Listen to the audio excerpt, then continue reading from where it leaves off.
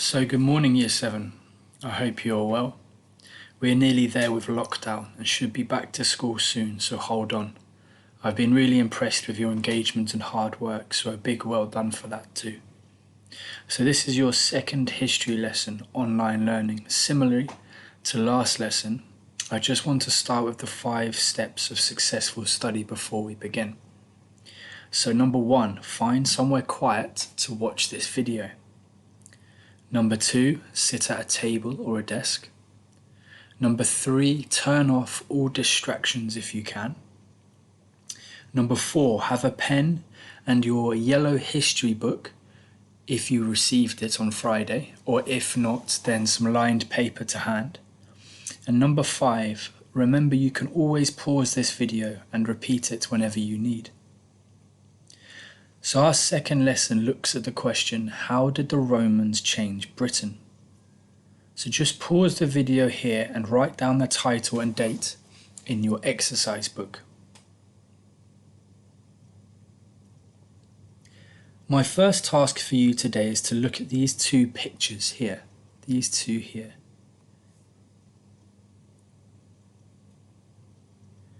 And in your exercise books, just jot down at least 3 things that they suggest about the Roman army.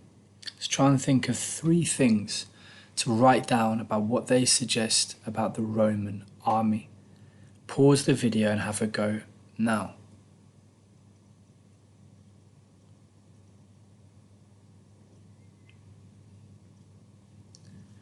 So these pictures make the Romans look very efficient in war, or very ferocious. They look very organized.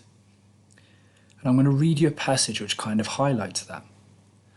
At the same time as the Celts, so we remember the Celts who were living in the Iron Age in Britain, at the same time as the Celts were settling in the British Isles, the Romans were building up the greatest empire the world had ever seen. It stretched from the shores of the Atlantic in modern-day Portugal to the modern-day Middle East. In AD 43, Roman legions landed on the south coast of England and claimed the British Isles for Rome. So they landed in England and they claimed the country for the Roman Empire. Many tribes tried to resist the Romans, but the Roman army was successful due to Roman soldiers learning to use their weapons and fight together and follow orders precisely. So they learnt how to be a team and fight together and follow orders precisely. Roman soldiers also had to be able to walk 35 kilometers in 5 hours carrying a full kit, and were armed with a javelin, sword, shield and body armor. So they were very fit. They were fit as an army. Having read that passage, I would like you to answer this question in your exercise book in a full sentence. What made the Roman army successful over the Celts? Basically, why did they win? Pause the video now and give yourself 60 seconds to answer this question.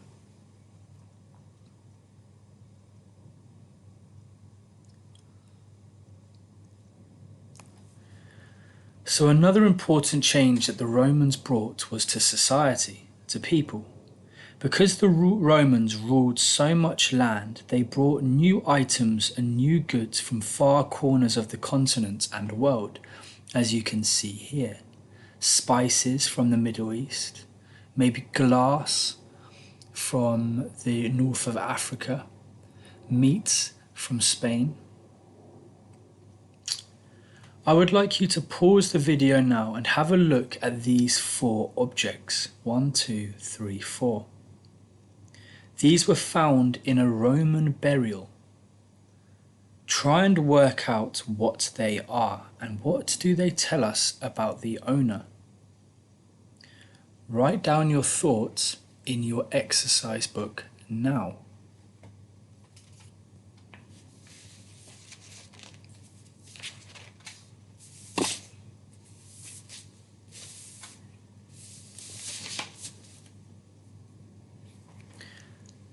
So what we can see here, these are ivory bangles.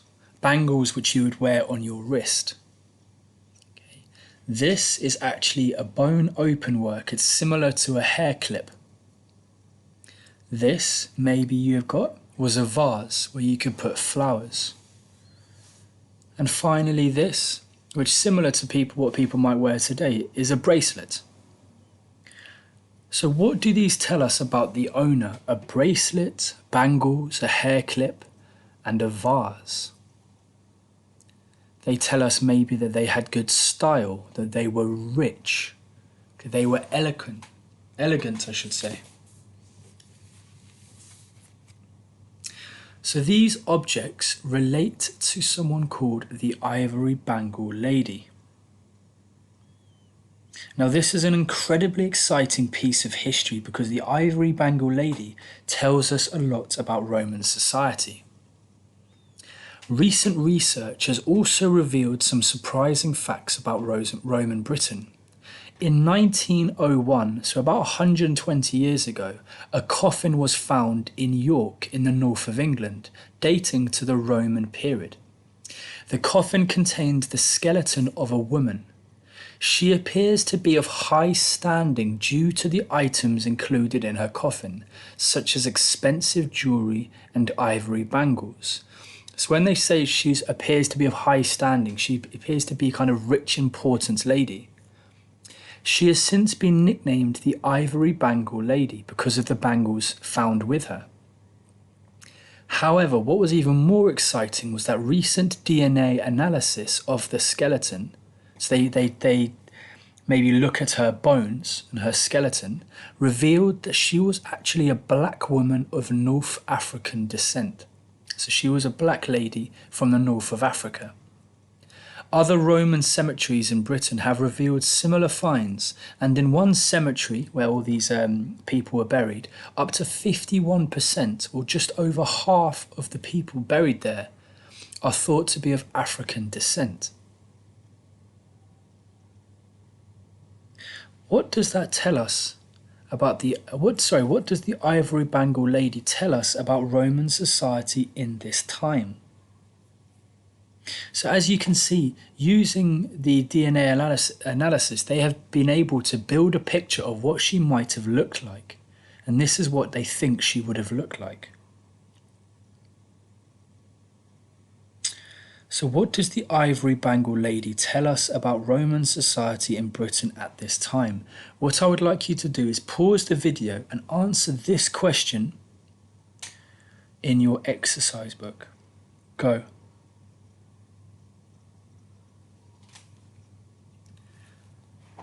So when we think of Romans, we often think of people from Italy with Mediterranean skin and their clever army tactics, like the picture we saw in the picture at the beginning of the lesson. What we don't think of are people of other ethnicities and races living across the Roman world. This is why the Ivory Bangle Lady, this lady here, is so special. It was an incredible discovery. She shows us that rich African women moved around the Roman Empire and even settled in Britain. She shows us that rich black people have lived in this country for thousands of years, and that the Roman Empire and the people who lived in Roman Britain were not just white people, but people from other places of the world, black people, people from the Middle East, etc. My final task for you today is to look at this Roman town and compare it with this Celtic village. I would like you to identify the similarities and differences between the two. So firstly, draw a table like this. It should say at the top different and similar, and maybe make it half a page. You will need half a page for this. And then pause the video and fill it in. What is similar between these two and what is different? I know the writing's very small, so maybe if you can't read that, just have a look about what you can see. For example, I would say both, for example, what is similar, both have walls around the outside. This is but this is to protect them from attack. Whilst what is different is maybe the Romans have stone houses, whilst the Celts have wooden ones. So spend 5 minutes filling out that table in your exercise book. Go and try and find at least 3.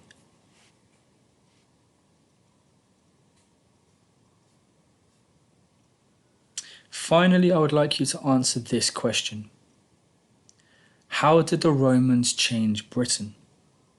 Using what you have now learnt in the lesson, follow this sentence structure to help you complete the sentence and give at least 2 examples.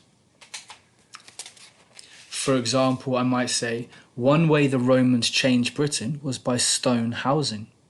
This was different to the Celtic period because they used wattle and doob, which is what we learned last lesson, which is wood and mud for their huts. So your final task for today is to pause the video and come up with 2 sentences, 2 reasons or 2 ways the Romans changed Britain. With that done, you have now finished your second lesson. Remember to rewind at any stage to complete your work, and remember to take pride in your learning by making sure your work is as neat as possible in your books or on your paper. Well done, and see you soon, Mr. Tuton.